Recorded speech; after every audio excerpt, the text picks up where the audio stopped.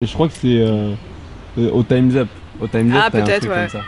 Ok. Euh, dans ton quotidien, dans ton quotidien, Ouais. dernièrement, qu'est-ce qui était le plus compliqué à gérer justement émotionnellement? Tu m'as parlé d'inconnu, tu m'as Mm. parlé de, de rejet, des administrations. Donc c'était quoi en fait c'est quoi que tu ressens à ce moment qui te met vraiment bas quoi? Je pense que, je sais pas, après je pense que, encore une fois, il y a un côté où dans ta vie en général, t'es tellement dans le speed voilà, pour plein de trucs que bah, t'en oublies de te réparer toi. Tu vois ce que je veux dire, de te soigner toi. Moi, il y a eu plein de choses par rapport à mon histoire personnelle, tu vois, des choses que j'ai pas, enfin, que j'ai vécues et que j'ai pas réglées plutôt, et qui sont ressorties, tu vois, finalement, bah là, voilà, durant l'été, même durant ces derniers mois. Parce que justement, il y a eu un moment où bah, j'ai bien été obligée d'être seule avec moi-même, tu vois, et de me reconfronter à ces problématiques-là, chose que j'avais pas fait depuis des années, parce qu'encore une fois, mon rythme faisait que. Et ça a été difficile, quoi. Tu vois ce que je veux dire, finalement de faire l'impasse en fait sur la question de la santé mentale et du enfin et du self-care, quoi. Tu vois, de prendre soin de soi et de vraiment voilà se réparer, se soigner. Je l'ai pas fait.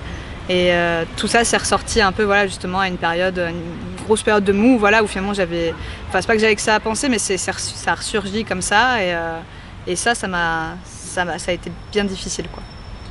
Selon toi, on est speed parce que on a déjà cette énergie en nous ou parce qu'en fait justement on veut pas penser à certains trucs. Non, moi je pense qu'on ne veut pas penser à certains trucs. Et je pense que c'est un peu le piège des réseaux sociaux aussi, tu vois. Je pense que les réseaux sociaux, ou avec tous les contenus qu'on peut y trouver, notamment sur, comment on appelle ça là, sur un peu, tu sais, le développement personnel, avec tous les trucs. Non, mais moi c'est vrai que je me suis vraiment fait cette réflexion récemment. Il y a beaucoup de ressources en fait sur les réseaux sociaux, sur bah, tout ce qui touche ouais, le développement personnel, la solution est en toi, etc. Sauf que justement, ce qu'ont oublié de faire les réseaux sociaux, c'est de nous rappeler qu'on est des êtres sociaux, tu vois, et que des fois, bah, on a besoin des autres. Et moi, je pense que ça a été un peu mon erreur cet été, c'est-à-dire que bah, justement, vu que j'ai complètement mis de côté tous les trucs qui pouvaient un peu me travailler et auxquels je pensais pas au quotidien parce que bah, justement j'étais tout le temps dans le rush, j'étais tout le temps occupée, etc. C'est que bah, des fois j'ai aussi besoin des autres, tu vois. Je donne beaucoup aux autres, mais des fois j'ai aussi besoin des autres. J'aurais peut-être, je sais pas moi, eu besoin d'aller chercher aussi des ressources, tu vois, chez mes proches, que ce soit la famille, que ce soit voilà, mes intervenants qui sont aussi devenus des amis, que ce soit bah, des amis déjà qui sont présents dans ma vie, et je sais pas, j'ai pas su le faire. Et je pense que c'est un peu un piège, ça, tu vois, le truc d'être dans le speed, de beaucoup d'être très présent aussi voilà sur les réseaux sociaux. C'est devenu un peu notre quotidien, quoi, tu vois. Je veux dire, on met vachement en exergue voilà notre vie, ce qu'on fait, etc., même les plats qu'on bouffe, tu vois ce que je veux dire, mais on en oublie, je pense, de vraiment penser à soi et de réfléchir à bah, comment aller bien soi, tu vois, d'abord, et pas voilà, pas uniquement je sais pas moi, se construire sur nos métiers ou sur l'image qu'on a un peu envie de véhiculer de nous, quoi. Ça veut dire que toi tu voulais pas demander de l'aide, tu voulais pas parler de ta situation, tes émotions à ce moment-là parce que tu les avais pas encore définies ou parce que tu n'avais pas envie d'embêter Ouais, je pense qu'il y a un peu de ça. Je te dis, j'avais pas forcément envie ouais, d'embêter les autres. Bon, après, oui, il y avait sans doute des choses que j'avais pas encore bien définies. Mais ouais, je pense que ouais, j'avais un peu peur de donner cette charge à l'autre. Et je te dis encore une fois, je pense que c'est un peu le piège de vouloir à tout prix tout régler soi-même, quoi. De penser que toute la ressource est en nous et compagnie. Je suis pas sûre que ce soit forcément vrai. Et voilà, moi c'est vrai que j'ai pas osé le faire pour des tas de raisons. Et j'ai regretté après. J'ai regretté parce que j'ai choisi en fait de parler de la dépression que j'avais faite cet été sur les réseaux sociaux. Et j'ai reçu tellement tu vois, de vagues d'amour de personnes voilà, forcément que je côtoyais, etc. Et ça m'a fait bizarre, tu vois. Je me suis dit, bah, finalement, voilà, des fois, c'est bien aussi d'aller solliciter l'autre, ou en tout cas de reconnaître, de dire, bah voilà, là, je vais pas bien et j'ai besoin d'aide. Ça peut être une aide médicale, voilà, un suivi psy, etc. Et puis des fois, ça peut juste être passer du temps avec des gens qui nous aiment, qui nous rappellent que voilà, qu'on est, je sais pas moi, voilà, qu'on mérite d'être aimé, qu'on est dans une bonne voie professionnelle si on en doute, j'en sais rien, tu vois, mais c'est un truc moi qui m'a manqué et que j'ai pas osé faire et au final ouais j'ai bien regretté, quoi. qu'on mérite d'être aimé. Ouais, je pense que c'est une vraie question, tu vois, encore une fois sur le côté quand on va pas bien soi, je pense que c'est des questions qu'on peut se poser Et comme je te l'ai dit, on peut avoir un rapport à l'autre très superficiel via les réseaux, etc. Pas toujours, mais ça peut.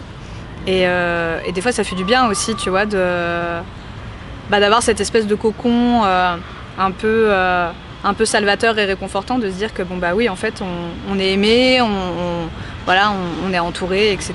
Et que voilà, je sais pas. Est-ce que ça veut dire que quand on est tout seul, on a du mal à voir, comprendre, réaliser qu'on est aimé? Bah ça peut, je pense que ça peut. Après, il y a peut-être des personnes qui sont très en paix avec elles-mêmes et franchement tant mieux. Je pense que c'est pas forcément le cas de tout le monde, tu vois. Et je pense que de manière générale, la question de la santé mentale, c'est un truc qu'on aborde assez peu.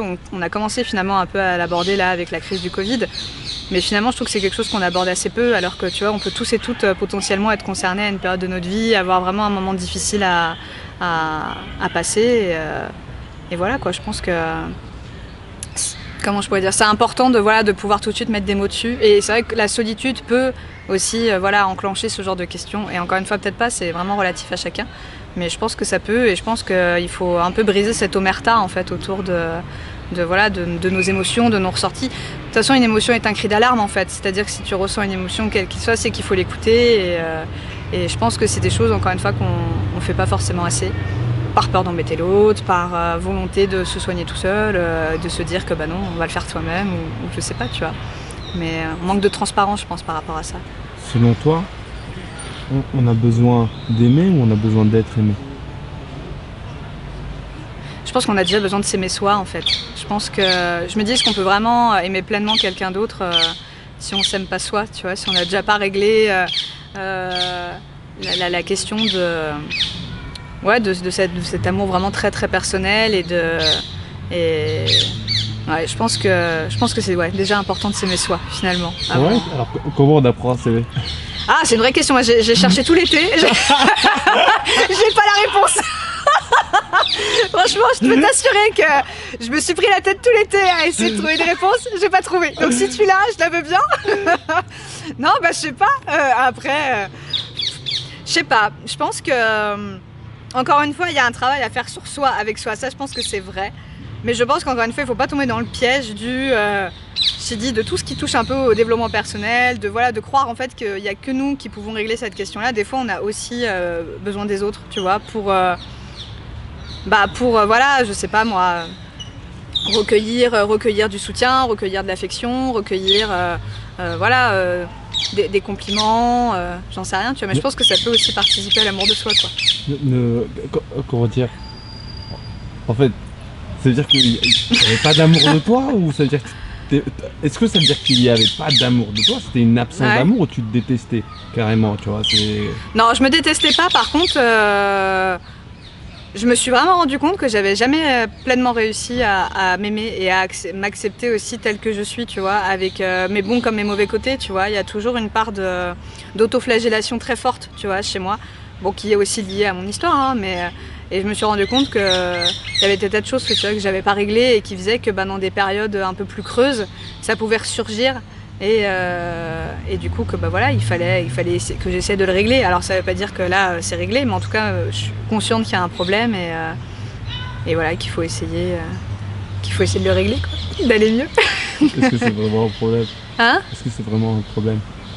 Je pense que ça en devient un quand on arrive assez vite à s'auto-persuader qu'on est le problème. C'est-à-dire que, je sais pas comment t'expliquer, tout événement négatif devient un peu de sa faute à soi et tu rentres un peu dans un truc d'autoflagellation et de remise en question très forte. Là, je pense que oui, ça devient un problème, quoi. Qu'on se questionne et qu'on se remette en question et que ce soit dans un but d'évoluer, d'être sans arrêt une meilleure personne. Oui, quand ça devient quelque chose où tu as l'impression d'être le cœur du problème pour tout, que ce soit vis-à-vis des autres ou vis-à-vis de toi, si là, je pense que ça devient un problème. Et moi, j'étais rentrée dans cette phase-là.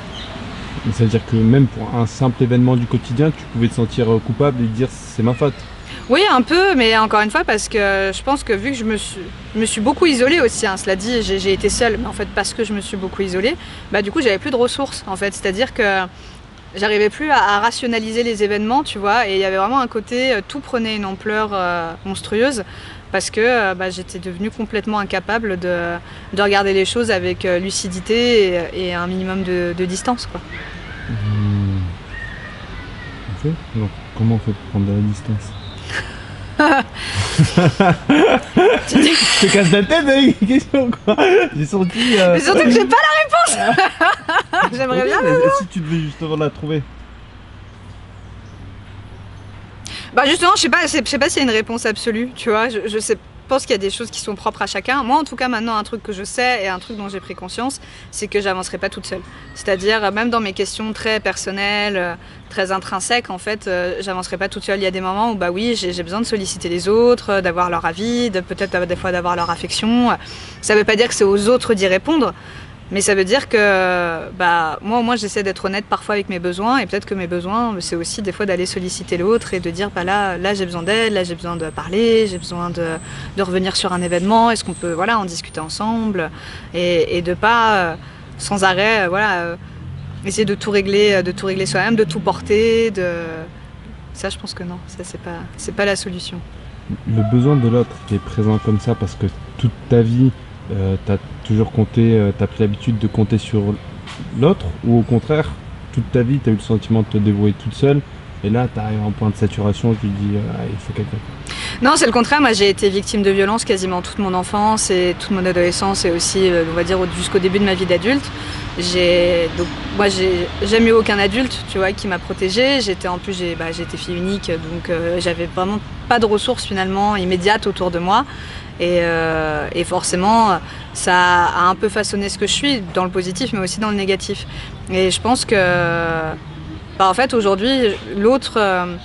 C'est vrai que par moments je vais le chercher comme un appui, mais parce que j'en ai besoin et je pense que c'est une ressource que j'ai pas eue avant et que j'apprécie un peu d'avoir aujourd'hui.